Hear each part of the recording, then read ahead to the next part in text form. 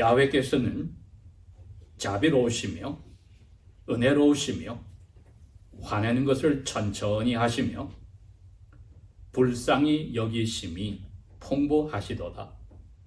항상 꾸짖지는 아니하실 것이며 자신의 화를 영원히 품지도 아니하시리로다. 우리의 죄들을 따라서 우리를 다루지 아니하시며 우리의 죄악들을 따라서 우리에게 벌을 내리지 즉 죄값을 치르게 하지 아니하셨으니 왜냐하면 하늘이 땅에서 높이 있는 것과 같이 그분을 두려워하는 사람들에게 그분의 불쌍히 여기심이 크시기 때문이라.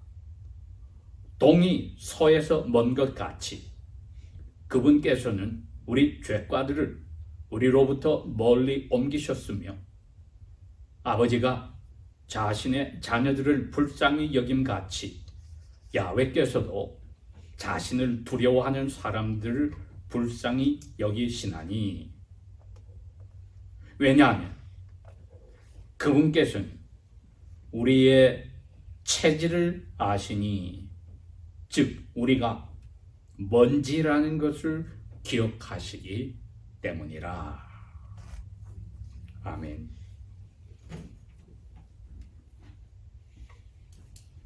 시편은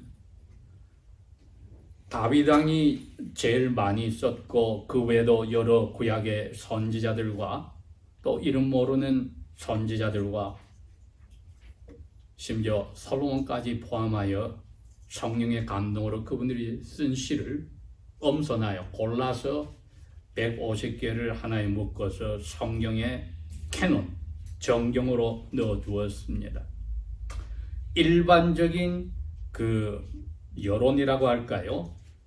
하나님의 자녀들 가운데 근 2000년 동안 있어진 것은 150개 중에 물론 저희들이 1편이라든지 신약의 예수님을 표상하는 시편 23편이라는 것은 알지만은 특별히 90편은 모세가 광야 생활 40년과 그 전에 40년의 떠돌이 레퓨지 피난민의 생활을 해보면서 하나님의 저주 아래 사람들이 어떻게 쓰러져 사라져 없어져 가는지를 보고 탄식하며 야훼 자비를 구하는 것이 인생의 본 모습을 보고 화를 내신 야훼의 자비를 구하는 것이 시편 90편으로 유명합니다. 그러니 150개 중에 사람의 삶의 모습을 처절하게 표현한 90편이 있다면 103편은 그와 근 아포짓 반대되는 입장에서 서로 안티테리컬 어긋난다는 뜻이 아니라 긍정적인 파지티브 사이드 긍정적인 입장에서 그러한 사람에게 야훼께서 원래 by nature 본성적으로 항상 사랑하시고 죄를 용서하고 덮어주시고 품어주시려 한다는 것, 그것을 깨닫고 사람이 창조의 본연의 자세로 그 야훼께 찬양과 감사를 해야 된다 는 것을 잘 써두었습니다. 그래서 지난 근 2000년 동안의 그리스도인의 많은 가정들 속에 특별히 경건한 부모들이 자녀들에게 시편 90편도 시편 103편도 제가 아는 어떤 목사님도 자녀들에게 티네이저 되기 전에 이것을 외우게 해서 금전으로 상을 주기도 했습니다. 오늘 이 103편의 특별한 귀절이 8절에서 14절인데 제가 제목을 103편 전체 제목과 같이 야훼 크신 자비하심을 송축하라. 히브리 표현으로는 bless입니다. 축복하라. 어떻게 사람이 하나님을 축복합니까? 찬양의 표현으로 할 수밖에 없어요. 그래서 우리가 한자말을 한글 개역 성경에는 송축이라고 넣었습니다. 올려서 찬송한다. 이 영어 번역은 그게 bless입니다. 여기서 저희들이 이제 더 적극적으로 사람의 본연의 자세가 야훼를 찬양하고 praise, 그 다음에 giving thanks, 감사를 바치는 것이 하나님의 창조주에게 주시는 피조물들, 크리처들의 진정한 모습인 것을 봅니다. 죄에 갇혀버렸을 땐 그걸 놓칩니다. 그럼에도 불구하고 야훼 이미지, 모습을 닮았으니 그 영을 주신 위의 그 분, 수프림 빙, 초월분을 찾는 것이 우상들이고 다른 신들이 되어버렸습니다. 그런데 성령님이 오셔서 다시 그 영혼을 살려놓으니까 참된 창조주를 향하는 영혼의 그 액티버리, 행동들이 바로 찬송과 성축과 감사다. 우리가 이걸 잊지 말아야 합니다. 우리의 삶은 아무리 어려운 자리에 있더라도 예수 그리스도께서 잡히셔서 죽기 몇 시간 전에 그 어려운 자리에서 제자들에게 내 영혼이 너무 힘들어서 at the point of death, 죽을 자리에 왔으니까 깨어서 나와 기도하자면서도 그 기드론 시내를 지나갈 때 찬송을 하며 가셨습니다. 그리고 숨이 막혀 돌아가시는 순간에도 자기를 십자가에 못 박은 그 종교 지도자들과 무리들에게 죄를 용서해 주시라고 아버지께 기도하였습니다. 그게 참된 중생된 하나님의 자녀들의 삶의 모습입니다. 가장 극악한, 가장 힘든 자리에서도 그런 기도와 찬송을 하셨다면 우리에게도 주 예수 그리스도보다 어려운 자리에 들어간 적이 있겠습니까? 없죠.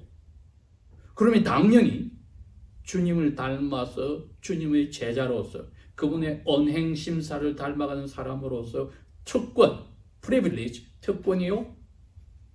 또 해야 될 듀리가 있으니 찬송과 감사입니다.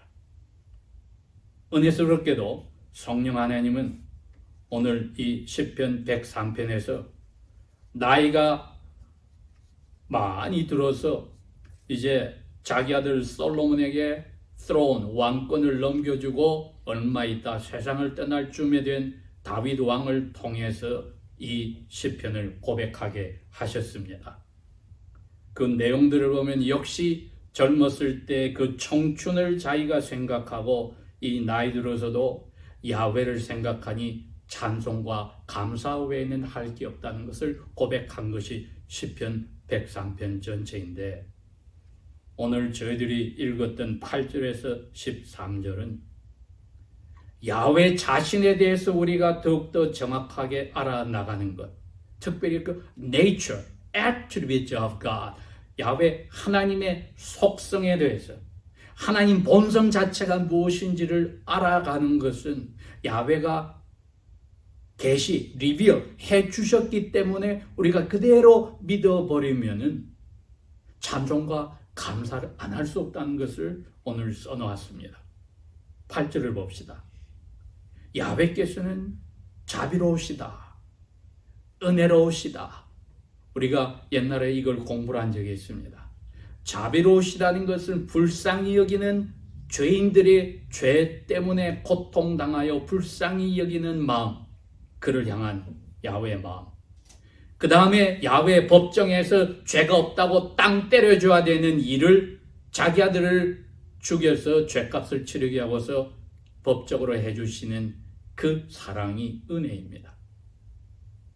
그 다음에 날마다 저희들을 불꽃 같은 눈으로 보실 때 우리를 향해서 화내는 것을 천천히 하시더라. 불처럼 화내지 않고 꾹꾹 참으시고 기다리다가 화를 내시더라. 그리하여서 한단어로 우리를 불쌍히 여기심이, 이게 infinitely, 우주를 가득 채우고도 남을 정도로 엄청나게 풍부하시다. 이게 야훼의 attribute, 야훼 속성입니다. 다윗 왕이 성령님의 감동으로 이걸 깨달았다는 뜻입니까? 아닙니다. 일찌감치 성령님은 모세를 통하여 야훼 입에서 자신의 네이처 애트리뷰트 속성과 본성을 말씀하시는 것을 적은 것이 있습니다. 다윗은 그걸 인용한 겁니다. 어디에 그게 있었습니까, 여러분? 한번 찾아볼까요? 출애굽기 34장에 6절에 야훼께서 시내산 꼭대기에 구름 가운데 내려오셔서 모세를 큰 바위 틈에다 놓으시고 야훼 등만 보게 하시고 지나가시면서 야훼 입에서 하신 말씀입니다. 6절 야훼께서 모세 앞을 지나시며 프로클레임 선포하시기를 야훼 야훼. 지금 우리 성경 그 한글 번역은 하나만 되어 있는데 야훼께서 2번 선포하셔서 이름을 자비로우시고 은혜로우시며 화내기를 오래 참으시고 천천히 하시며 불쌍히 여기심과 신실하심이 하늘을 넘어간 풍성하신 야훼 하나님이시로다. 이것을 다윗 왕이 8절에 그대로 야훼께서 밝히신 것이니까 그대로 믿고 고백한 겁니다. 그러니 저희들이 다윗 왕이 40년 동안의 그 정치 속에서 그 전에 10몇 년 동안 자기의 목숨의 위협을 사울 왕을 통해 받아가면서도 야훼 은혜 가운데 보호받고 40년의 왕위 생활을 한 결과 이 말씀이 야훼 자신이 고백한 선포하신 것에 꼭 맞는다는 것을 알고 이야기한 겁니다. 그렇습니다. 야훼 자신이 자신을 우리에게 계시해 준 것 우리 그대로 저 자신은 받아들입니다. 그 다음에 9절은 참 사람의 자리에까지 내려와서 하시는 말씀과 같습니다. 우리는 항상 잘못을 하는데 우리 잘못할 때마다 와서 꽁하고 꾸짖지 않고 항상 꾸짖지는 아니하실 것이다. 그리고 자신의 화를 우리를 향해서 영원히 품지도 아니하시리로다. 이게 마치 부모, 특별히 교육에 철저한 아버지와 자녀와의 관계처럼 다윗 왕이 설명을 한 겁니다. 10절 자녀들이 우리의 죄들을 따라서 우리를 다루었다. 아닙니다. 그렇게 하면은 우리가 지옥불에 들어가야 됩니다. 야훼 앞에는 큰 죄나 작은 죄나 똑같이 어려우신 거룩하신 야훼를 반대했기 때문에 사탄과 같은 벌을 받아야 되는 것입니다. 그런데 우리의 죄들을 따라 우리를 다루지 아니하셨다. 그리고 우리가 야훼께서 그어놓은 선을 cross the line 넘어간 그 죄악들을 따라서 죄값을 치르라고 우리에게 강요하고 푸시도 아니하셨다. 이게 여러분 신약입니다. 이게 왜요? 예수님이 겟세마네 동산에서 부르짖었잖아요. 이 죄값 제가 그걸 꼭 가져가야 됩니까? 이 죄값의 글래스 이 잔을 제가 마셔야 됩니까? 아버지가 대답을 안 해주셔요. 왜? 영원 전부터 약속이 된 거니까 우리 죄인들은 날마다 즐겁게 이 죄를 알고 모르고 짓고 있는데 우리에게 그걸 다 너희들 죄값 받아라 하고 우리에게 페이를 안 하십니다. 예수님에게 하시기 때문에 우리에게 우리의 죄값들을 따라서 벌을 내리고 죄값을 치르라고 하지 않으셨다. 이게 이유들입니다. 야훼의 본성이 그러하니 다윗 왕이 송축하라고 스스로에게 말하고 우리에게 명령했고, 두 번째는 그리스도 예수 안에 죄값을 치르게 했기 때문에 우리에게는 우리 죄대로 하지 않으시는 아버지로서 사랑의 채찍밖에 하지 않으시다. 이 두 번째 이유라면 이제 구체적으로 우리 마음에 위로를 주게 한 번 더 확신을 시켜주는 것이 11절, 12절입니다. 왜냐하면 우리 죄대로 우리가 절대로 벌받을 일이 없는 것은 예수님 덕분인데 우리 눈에 보이게 깨닫게 하는 설명을 11절, 12절에 하셨으니 하늘하고 땅하고 얼마나 떨어져 있니? 만나지 않아.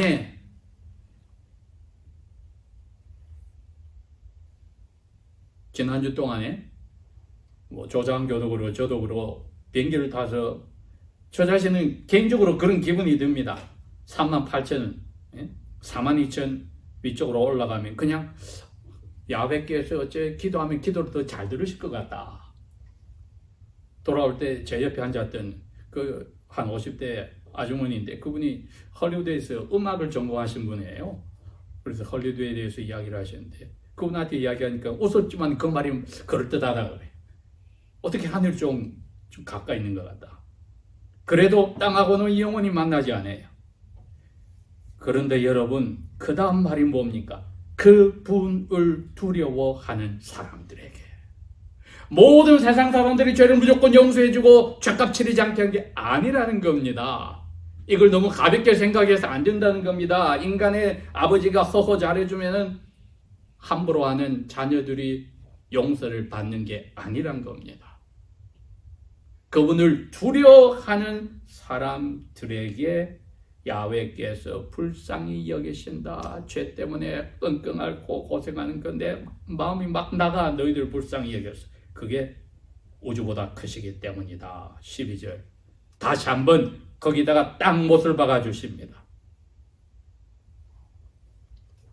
동과 서가 영원히 만나지 않습니다. 우리가 동쪽으로 갑시다. 뉴욕 지나서 대서양 지나서 영국 지나서 가도 영원히 동쪽입니다. 우리가 서쪽으로 갑니다. 평원을 지나서 락키를 지나서 LA를 지나서 태평양을 지나서 계속 동쪽입니다. 서쪽입니다. 동쪽과 서쪽이 영원히 만나지 않듯이 우리의 죄가 한번 예수님 안에서 벌내기로 영원 전부터 작정된 것은 야훼께서 없는 것처럼 떼버려서 우리하고 죄하고는 nothing to do, 아무 상관이 없게 해주셨다. 이렇게 되어 있으니까 야훼를 송축하지 않을 수가 없다고 다윗 왕이 고백한 겁니다. 다윗 왕이 자기의 그 충성스러운 신하 우라야를 죽여버렸죠. 그의 아내를 이미 간통죄로 아기를 낳게 해버렸죠. 이 모든 일에 주의 신하들이 다 알고 쉬쉬하는 가운데도 야훼께서 다윗 왕이 늙은 이 자리에까지 와서 야훼의 풍성하신 자기의 별 볼 일 없는 죄에 대해서 죄인들이 지을 수밖에 없는 죄 가운데 살아온 자기를 불쌍히 보아주시는 것, 어찌 송축하고 감사하지 않으랴.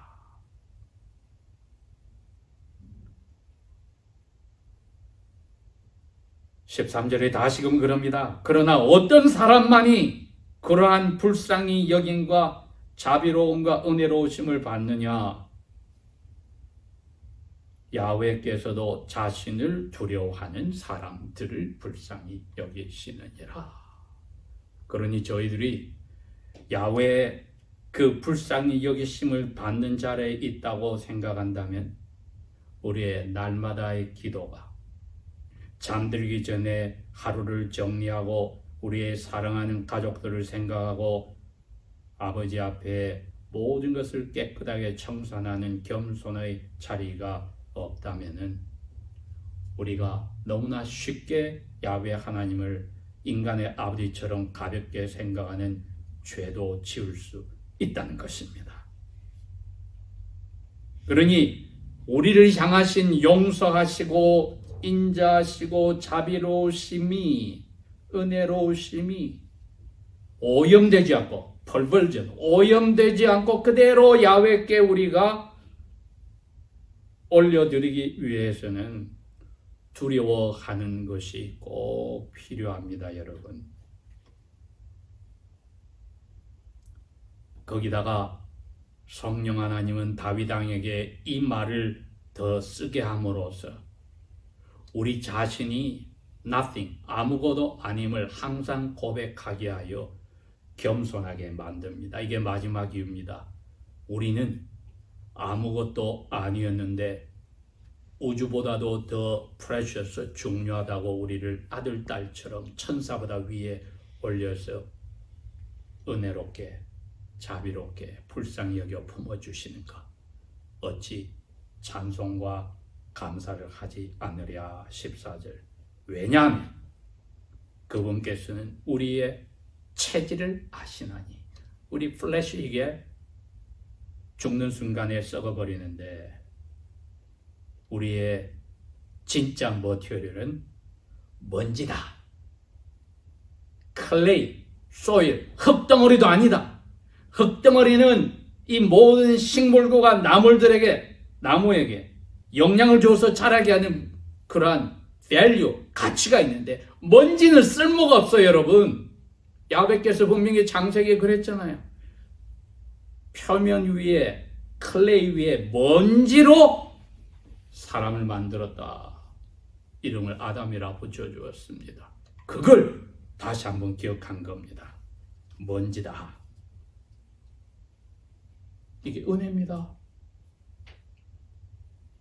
여기에 우리 스스로 자랑하고 인정받아야 되고 다른 사람들을 은근히 깔보고하는 이 모든 신앙적이거든 문화적이든 사회 지위든 기술적인 문제든 이 모든 것 하다못해 가문의 중요성 다 잊어버리고 우리는 야훼의 생호흡이 영이 들어오지 않으면 먼지에 지나지 않는다.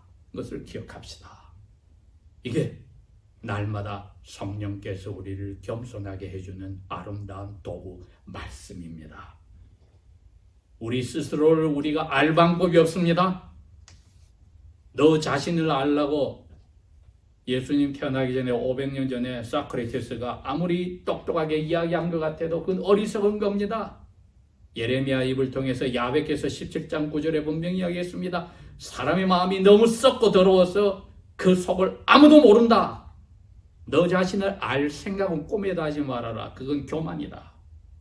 그러나 나 야훼는 너희들을 꿰뚫어 보고 있다. 고 하셔서 우리가 그림자와 같고 지나가는 바람과 같고 그건 시편 78편에서 말씀하신 겁니다. 지나가는 바람과 같아서 도착오지도 않아요.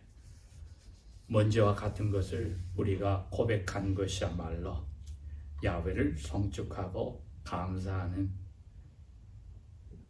아름다운 용서받은 사랑받는 자녀들의 올바른 자세입니다. 기도하겠습니다.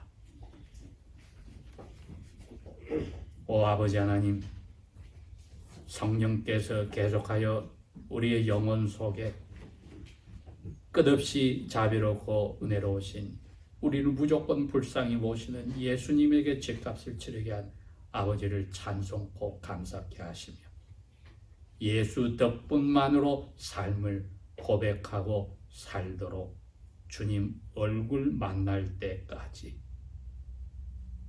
끝까지 책임져 주소서.